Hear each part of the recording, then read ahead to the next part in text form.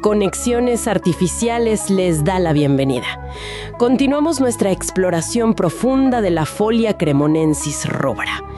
Hoy nos metemos en lo más oscuro del manuscrito, los rituales de creación del violín, y lo que hay ahí es muy inquietante. Sí, bastante, porque los fragmentos que tenemos detallan, no solo un pacto que parece nacer de la desesperación más absoluta, sino también una búsqueda activa de saberes prohibidos, ¿no? Exacto. Es un proceso que desafía la razón, la moralidad, una alquimia macabra, diría yo, donde vida y muerte se retuercen de una forma aterradora según estas notas. Y las fuentes son muy crudas, ¿verdad? Muy explícitas. Describen esta mezcla tóxica de un amor ya retorcido, una obsesión, y estos conocimientos arcanos.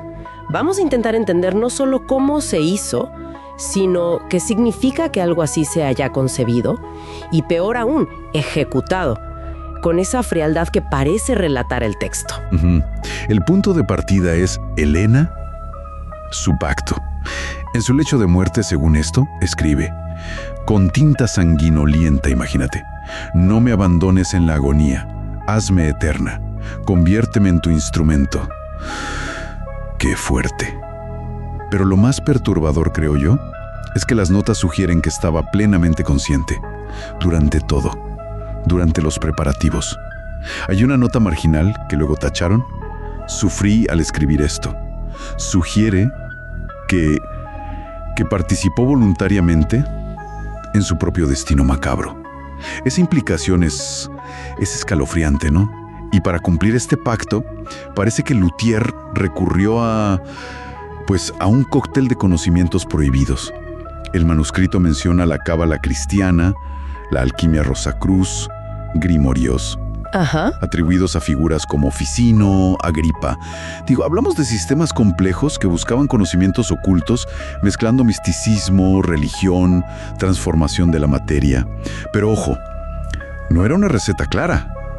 Para nada. Entonces, ¿cómo? ¿Cómo se atrevió a intentar algo con fuentes tan dispersas? Y peligrosas, como dices. Exacto. Esa es la gran pregunta.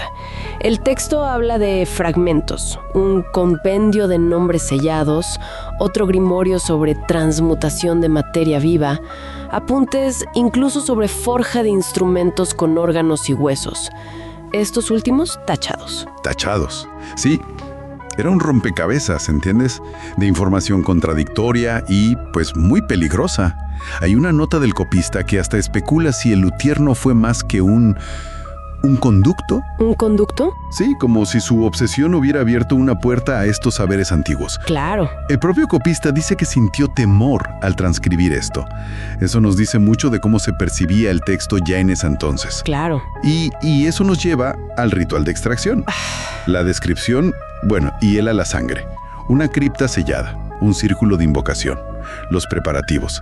Helena ofreciendo gotas de sangre en lunas nuevas, recitando plegarias al revés. Al revés. Y el proceso en sí. Con ella consciente. Se narra el corte del esternón. Con una cuchilla de bronce. El texto dice: crujido, lamento sordo. Incluso citan palabras suyas, en toscano. Siente cómo cada costilla se quiebra para que la música viva. Dios mío. Y sigue. Hervir los huesos en agua y cenizas, hasta que toman un aspecto nacarado.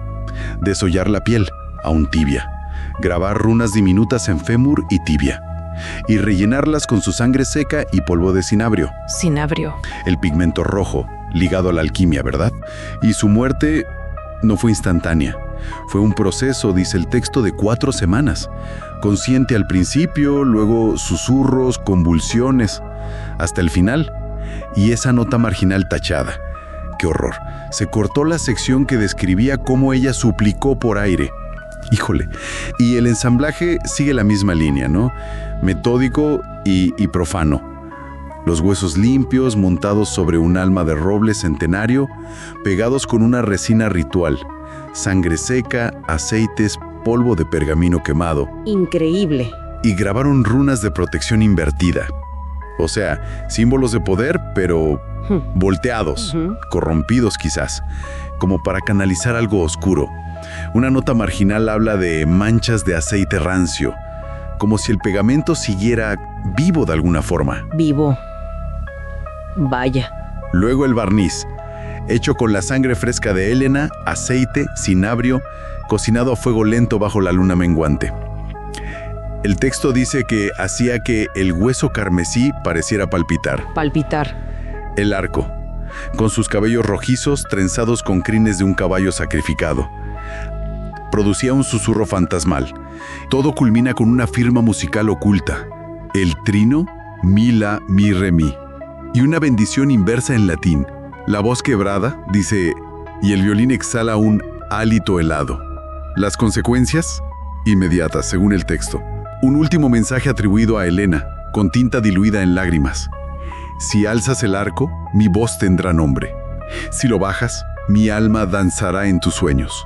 ¿Qué promesa o qué amenaza? Sí, después de eso el luthier cae exhausto y sangra por las rodillas. Sangra por las rodillas, como un precio. Quizás el precio inicial que cobre el instrumento no. Las runas brillan, se oye un eco. Y la transformación final. Al tocar, siente que su propia carne palpitaba al compás del violín. El copista, él mismo anota su temblor al escribir esto, cómo la tinta parecía coagularse. Es que estos textos describen una simbiosis aterradora, la desesperación de Elena, la obsesión del luthier y un conocimiento que parece haber cobrado vida propia, ¿no?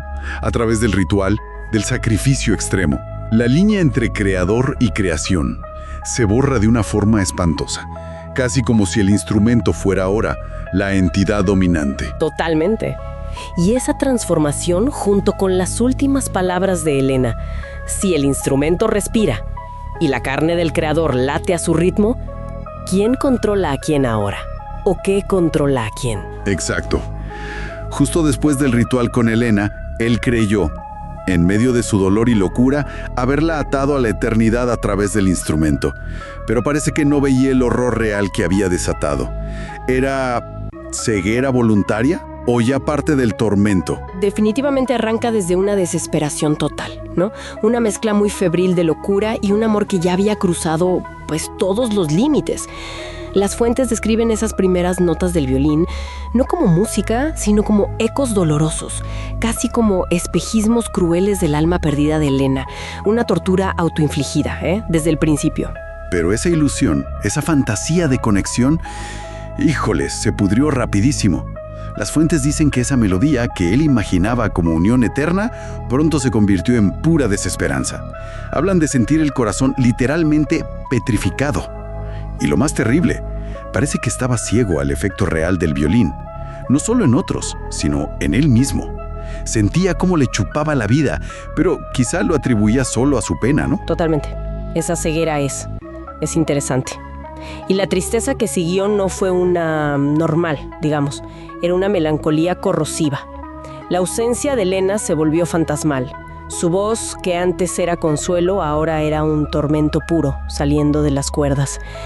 Las fuentes sugieren que llegó a una realización brutal. Su propia capacidad de amar, pues, había muerto junto con ella. ¡Qué fuerte! Y hay testimonios que pintan un cuadro muy desolador de sus últimos días, ¿verdad? Exacto, y son detalles que, ponen la piel chinita. Se cuenta que vecinos lo vieron inmóvil, contemplando su propio reflejo, ya cadavérico, según decían, en un pozo cercano.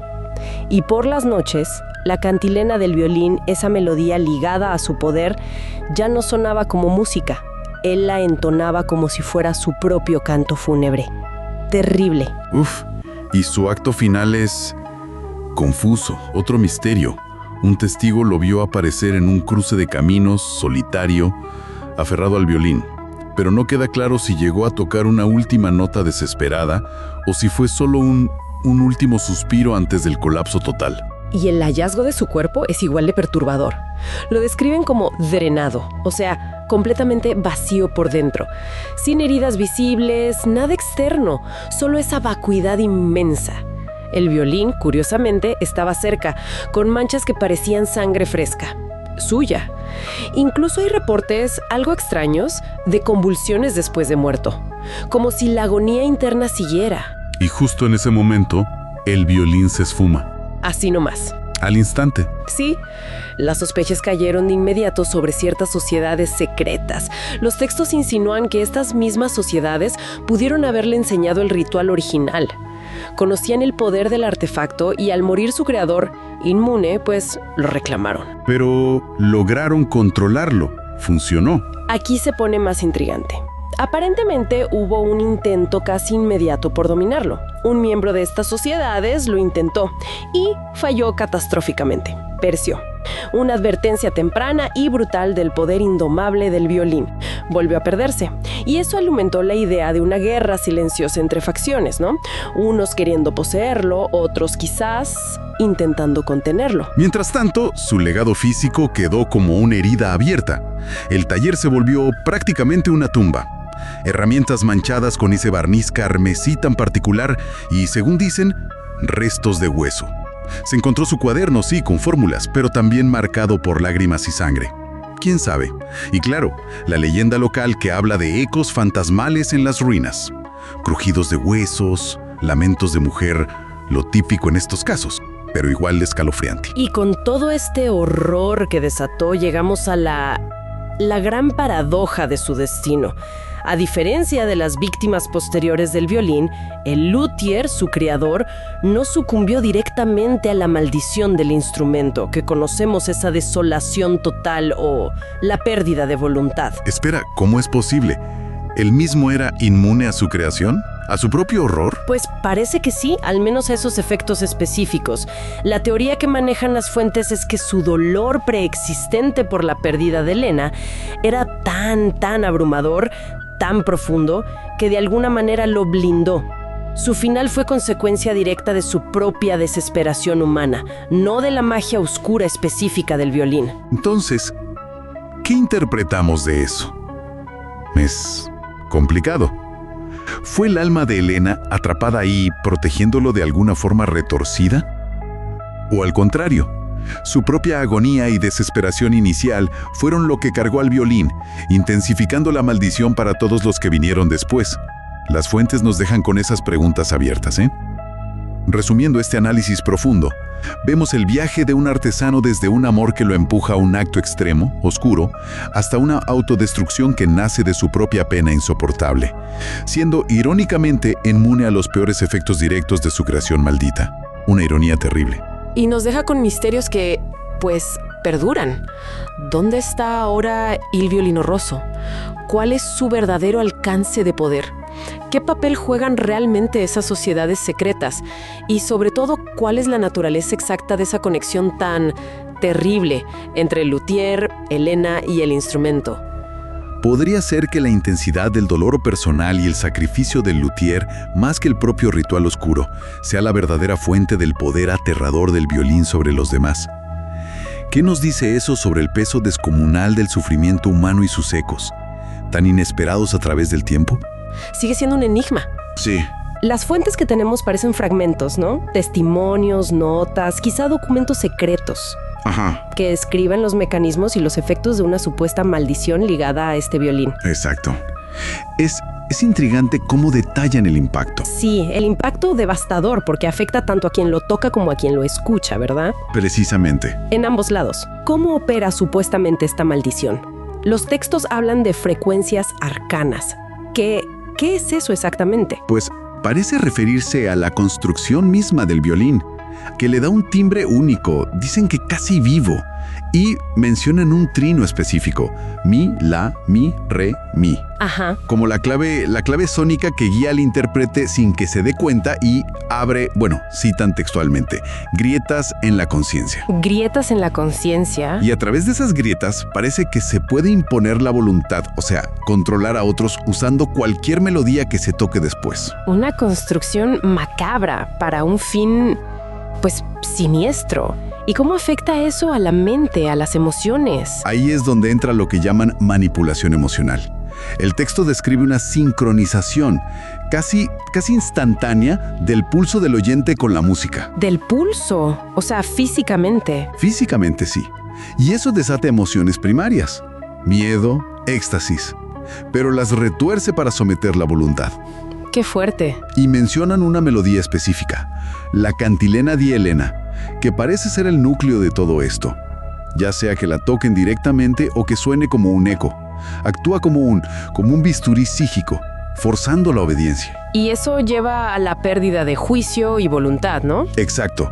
La persona ya no distingue sus pensamientos de la música y cede el control. Muchas veces sin darse cuenta hasta que ya es muy tarde. Uf. Y ojo, para quien toca, hay un dato crucial. Si ejecuta la cantilena completa, eso implica su propia destrucción. Aquí es donde se pone, realmente interesante. Porque el intérprete no es inmune. ¿Qué le pasa a quien toca el violín? Los documentos describen 3 fases muy claras. La primera es fascinación y aislamiento. Sí, al parecer, el intérprete adquiere un virtuosismo sobrenatural, casi de inmediato. Ah, ¿sí? ¿Así de rápido? Eso dicen, pero viene con una obsesión que lo aísla del mundo. Empieza a experimentar distorsiones del tiempo, delirios de poder, cree que controla el destino, pero al mismo tiempo empieza el tormento interno, palpitaciones, pesadillas recurrentes con esta figura, Elena, y la melodía incompleta sonando y sonando en su mente. O sea, ¿el propio poder lo empieza a consumir? Es como si el poder lo devorara desde adentro, ¿sí? ¿Y ese aislamiento es el primer paso para que el violín tome el control total? Parece que sí. Eso lleva a la segunda fase, sumergimiento y deterioro psicológico. A ver. La música. Y los síntomas se agravan mucho.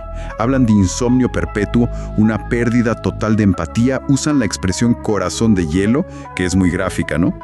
Para esa deshumanización. Claro. Empieza a ver sombras danzantes y, algo muy perturbador, deja de reconocerse en el espejo. Lo llaman una aniquilación de la identidad progresiva. ¡Qué terrible!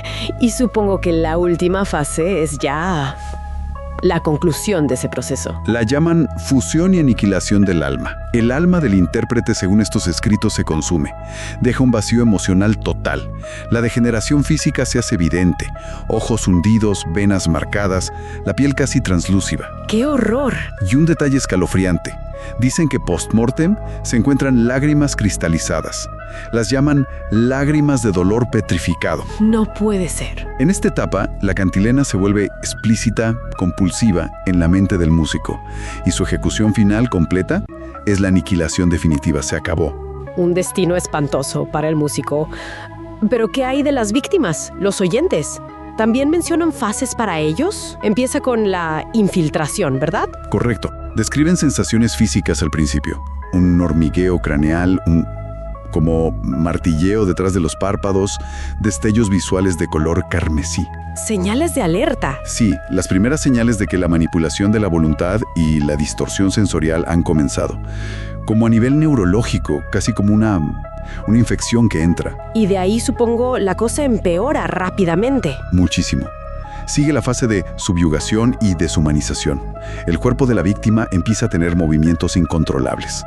Espasmos, grotescos, los describen. ¡Qué miedo! Pueden balbucear fragmentos en latín y toscano antiguo, quizá lenguajes asociados al origen de la maldición. Se describe una niebla mental muy densa, con voces imperativas que anulan el juicio, la voluntad. Pues se disuelve. Y la culminación es aterradora. La aniquilación consciente. Sí, este es quizá el aspecto más cruel que describen los textos. La víctima es forzada a cometer actos horribles contra sí misma o contra otros. Pero lo terrible es que permanece consciente. Es un testigo aterrorizado de sus propias acciones, incapaz de detenerse. Imagina esa tortura psicológica. Es lo peor que se puede imaginar. Totalmente. El proceso termina, dicen, en una postura cataléptica, una parálisis contorsionada, agónica, hasta el colapso final. Es muy perturbador leer estos detalles. Sin duda. Entonces, recapitulando un poco, estos fragmentos pintan un cuadro aterrador de una leyenda, con mecanismos que supuestamente se basan en el sonido, la biología, la emoción, y que destruyen metódicamente tanto al intérprete como al oyente. Exacto. Y más allá de si la leyenda es real o no, lo fascinante es preguntarse qué nos dice esto sobre el poder que le atribuimos al arte, o a la idea de un arte maldito, ¿no? Lo que nos lleva a una última reflexión para quien nos escucha, sobre nuestra psique. ¿Por qué documentar con tanto detalle estos horrores? Aunque sea a través de fuentes fragmentadas, dispersas, ¿qué necesidad satisface eso? Es una buena pregunta. Y nos deja con una idea final para reflexionar.